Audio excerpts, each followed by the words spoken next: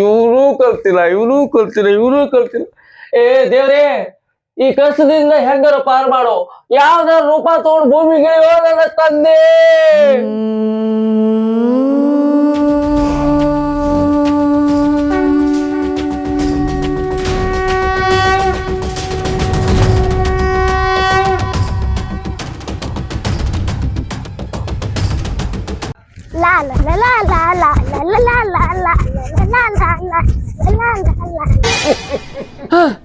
ಬಂದ ನನ್ನ ಪಾಲಿನ ದೇವ್ರು ಬಂದ ತಮ್ಮ ಬನ್ನಿ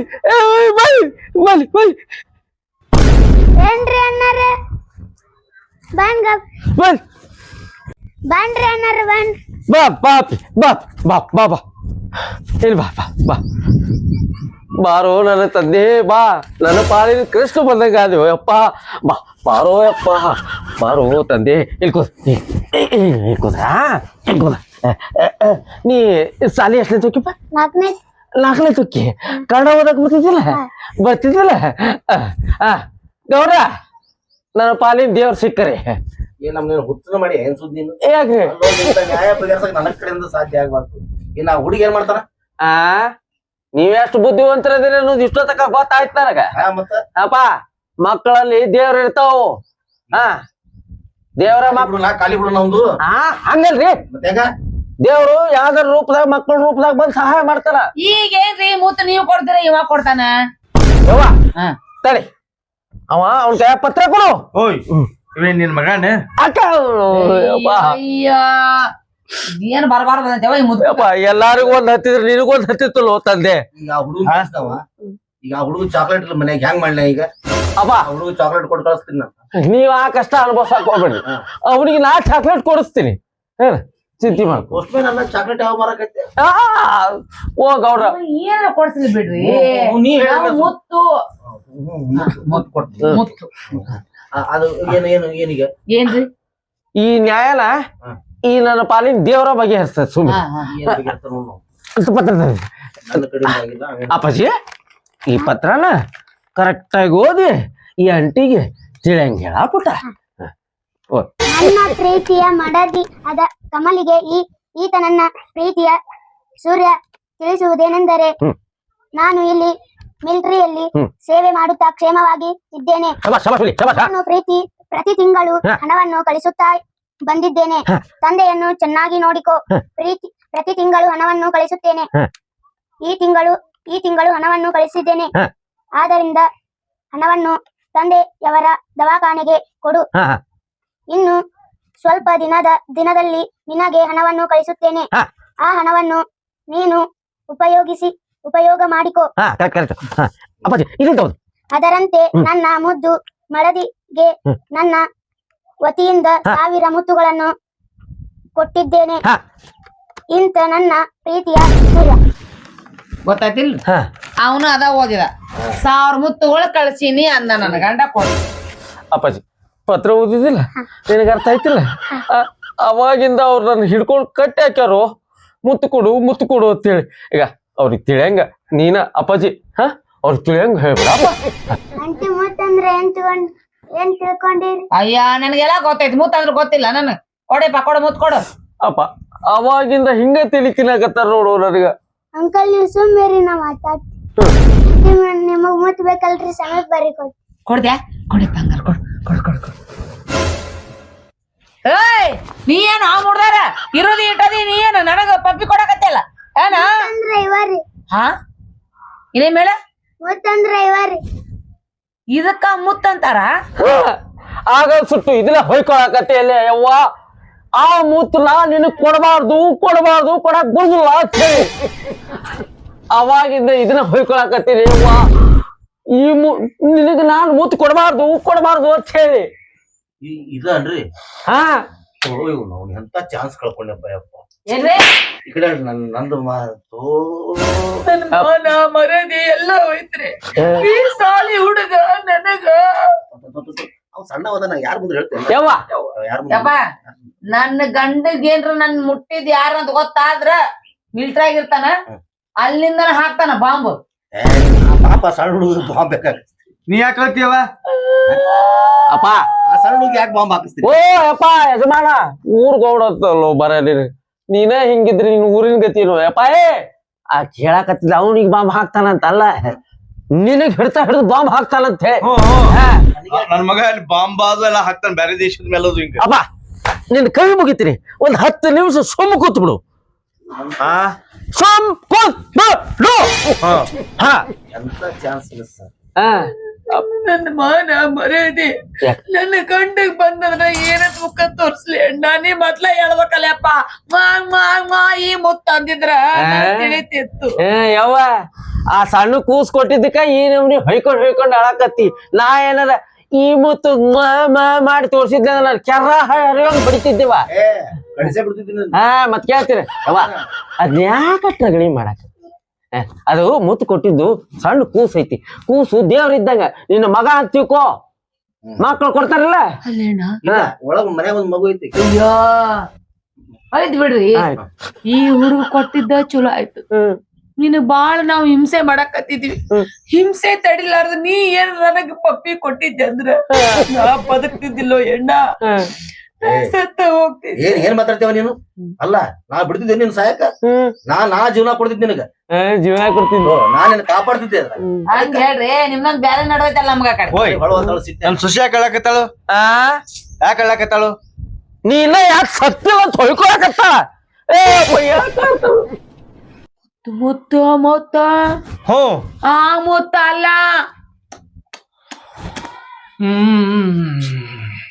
ಅವ್ನ್ ಗೊತ್ತಾಗಿ ನನಗೆ ತಿಳಿಸಿ ಹೇಳ ಅವ್ರಿಗೆ.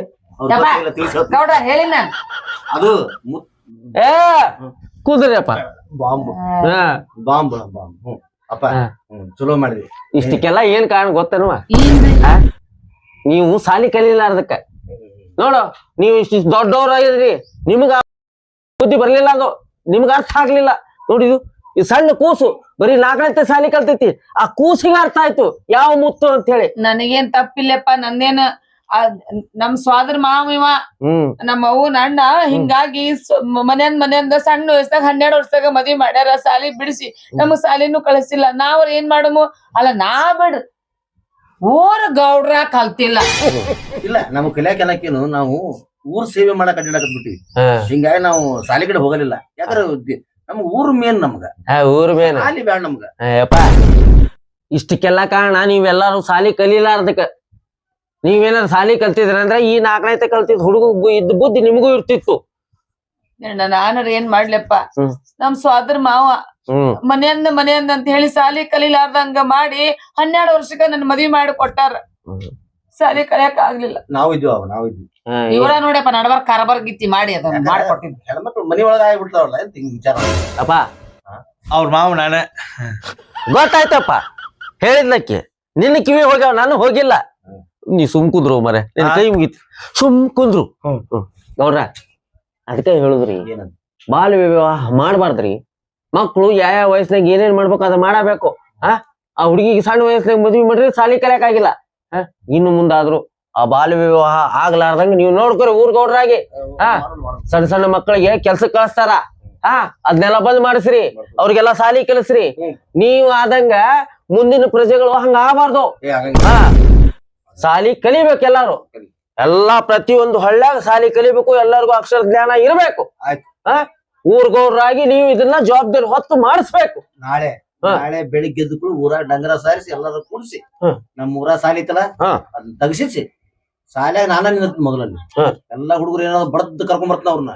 ಅಮ್ಮ ನೀನ್ ಆ ಸಾಲಿಗೆ ಹೋಗ ಮುಂದ ಓಣ್ಯಾನ್ ಹುಡುಗರನ್ನೆಲ್ಲ ಕರ್ಕೊಂಡ್ ಹೋಗು. ಯಾರ ಬರಲ್ಲ ಅಂದ್ರ ನಾನ್ ಕರಿ ನಾ ಕಳಿಸ್ತೀನಿ.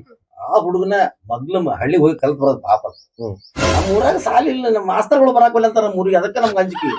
ಯಾವ ಹುಡುಗರು ಸಾಲಿಗೆ ಕಳ್ಸಂಗಿಲ್ಲ ಮಾಸ್ತರ್ಗಳು ಬಂದ್ ಏನ್ ಮಾಡ್ತಾರ್ರಿ? ಅದಕ್ಕ ಈಗ ಏನ್ ಮಾಡ್ತೀನಿ ಗೌರ್ಮೆಂಟ್ ಹುಡುಗರು ಮಾತಾಡ್ತೀನಿ ನಾನು. ನಾಳೆ ಎಷ್ಟೊತ್ತಿದ್ರು ನಮ್ಮ ಸಾಲಿಗೆ ಸ್ವಚ್ಛ ಬಳಸಿಸಿ ಅದು ಸಣ್ಣ ಸಣ್ಣ ಹುಡುಗರೆಲ್ಲ ಕರೆಸಿ ಅದ್ ಏನ ಬರುತ್ತೆ ಪೀಗಿ ಬರುತ್ತೆ ಎಲ್ಲ ನಾನಾ ಕೊಡ್ತೀನಿ.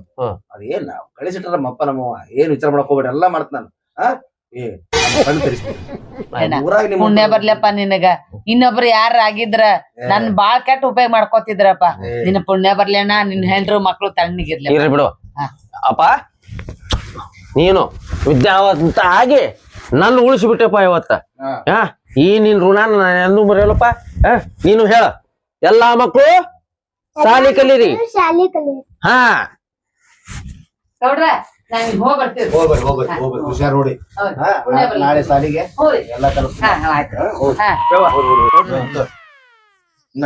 ಯವ್ವ ಅವು ರೊಕ್ಕ ತರವ ನಾ ದವಾಖಾನಿ ಹೋಗ್ಬೇಕು. ರೊಕ್ಕ ಯಾರ್ ಕಡೆ ಅದಾವ್ರಿ? ನಿನ್ ತೆಗದಲ್ಲವ ನನ್ನ ಕಡೆ ಇಲ್ಲ. ನಿಮಗ್ ಕೊಟ್ಟೆ ನಾನ ಸಾಕ್ಷಿ ತೋ ಹೇಳಾಕ ಗೌಡ್ರ ಕೈ ಕೊಟ್ಟಿದ್ರಲ್ಲ. ಏನು ರೊಕ್ಕ ಯಾರಿಗೆ ನಿಮಗ ಕೊಡ್ತೀನಿ, ಎಷ್ಟು ಬೇಕು ನಿಮ್ಗೆ ಕೊಡ್ತೀನಿ ನಡ್ರಿ. ನಮ್ದು 5,000 ನಂಗೆ ಕೊಡ್ರಿ ಸಾಕ. ಇಷ್ಟಿಯಪ್ಪ ಇಲ್ಲ. ಇಂತವ್ರ ನ್ಯಾಯ ಬಾಳ ಬಗೆಹರಿಸ್ತಾರ. ನಡ್ರಿ ನಡ್ರಿ. ಯಪ್ಪ ಬಿಸಿ ಬಿಸಿ ರೊಟ್ಟಿ ಮಾಡಿ ಹಾಕ್ತೇನಿ ತಿನ್ನು ಅಂತ ನಡ್ರಿ. ಹೊಸ ಇತ್ತು ಈಗ ಊಟ ಮಾಡ್ತೀನಿ.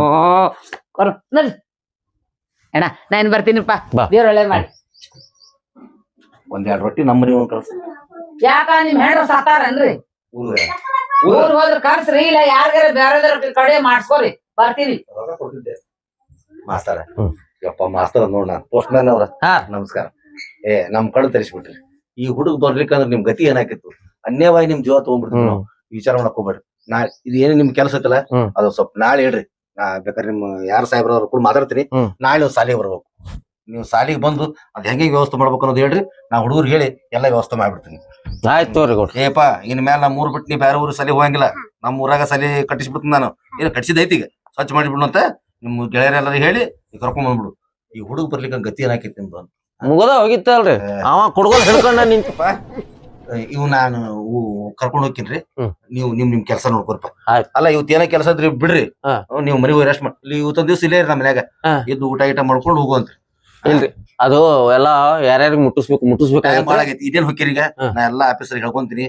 ನಮ್ಮ ಮನ್ಯಾಗ ಇದ್ದು ಊಟ ಮುಗಿಸ್ಕೊಂಡು ಇವತ್ತು ನಮ್ದು ಆದ್ರೆ ಅತಿಥ್ಯ ಸ್ವೀಕಾರ ಮಾಡೇ ಹೋಗ್ಬೇಕು. ನೀವು ಎಷ್ಟ ಖರ್ಚಾಗಿ, ಯಾಕಂದ್ರೆ ನಾಳೆ ಬೆಳಿಗ್ಗೆ ಕೂಡ ಸಾಲಿ ಹೋಗ್ಬಿಡುದು. ಆಯ್ತು ಅಪ್ಪ ನೀವ್ ಹೋಗಪ್ಪ, ಟೈಮ್ ಬಾಳ ಆಗೈತಿ. ಈ ಚಾಕ್ಲೇಟ್ ಹೋಗಿ ಕೊಡ್ಬೇಕಾಗಿತ್ತು, ನಾನು ಮರ್ತಾ ಬಿಟ್ಟೆ. ಅಪ್ಪ ಬಂದೇಳಿ. ನೀವು ಇಲ್ಲೇ ಇರ್ಬೇಕು. ನೀವ್ ಏನು ವ್ಯವಸ್ಥೆ ಮಾಡ್ಬೇಕೆಲ್ಲ ಮಾಡ್ಬೇಕು. ಬರ್ರಿ. ಯಾಕ ನನಗ ಏನು ಹೇಳವಲ್ರಿಲೆ? ತೆಗಿಬೇಕು ಏನ ಮುಚ್ಚಬೇಕು? ಹಾ ಯಾರನ್ನು ತೆಗಿಯೋದಿಲ್ಲ, ಯಾರನ್ನು ಹೋಗಿಯೋದು ಇಲ್ಲ. ಇಷ್ಟೊತ್ತಕ ಎಲ್ಲ ಗೌಡ್ರಿಗೆ ಹೇಳಿಲ್ಲ ತಿಳಿಸಿ. ಅವ್ರು ಆಮೇಲೆ ನಿನಗ್ ತಿಳಿಸಿ ಹೇಳ್ತಾರ. ಏನ ಇವತ್ತು ನನ್ನ ಕೊಡಗೋಲ್ ರಕ್ತ ನೋಡ್ಲಿಲ್ಲ ನೋಡಿದ. ಏಯ್ ಇಷ್ಟು ದಿವಸದ ಮ್ಯಾಗ ಇವತ್ತು ಫಸ್ಟ್ ಟೈಮ್ ನೀ ಜೀವಂತ ಹೊರಗೆ ಹೊಂಟದ್ದ. ಹೌದನು ಬಾ ಇರ್ಲಿ ಬಿಡು. ಇವನ್ನೆಲ್ಲ ಬಿಡ್ರು, ಒಳ್ಳೆಯವ್ರಾಗ್ರಿ. ಏನ ಹಂಗತ್ತೆ? ಹಾ ಸ್ವಲ್ಪ ರಾತ್ರಿ ಸಾಲಿಗಿಲಿಗೆ ಹೋಗ್ರಿ, ಬುದ್ಧಿ ಬರ್ತೈತಿ. ಗೌಡ್ರ ರಾತ್ರಿ ಸಾಲಿ ಹತ್ರಿ. ಆಮೇಲೆ ನಿನಗೆಲ್ಲ ತಿಳಿಸಿ ಹತ್ರ. ಅವ್ರು ನನ್ ಕೇಳಿದ್ರ ಅಂದ್ರ ಆಫೀಸಿನ ಕೀಲಿ ಹಾಕೊಂಡ್ ಬರ್ತೀನಿ ಅಂತ ಹೇಳ್ಯಾರ ಅಂತ ಹೇಳು. ಆಯ್ತು ಹೇಳ್ತೀನಿ. ನಡ್ರಿ ನಡ್ರಿ.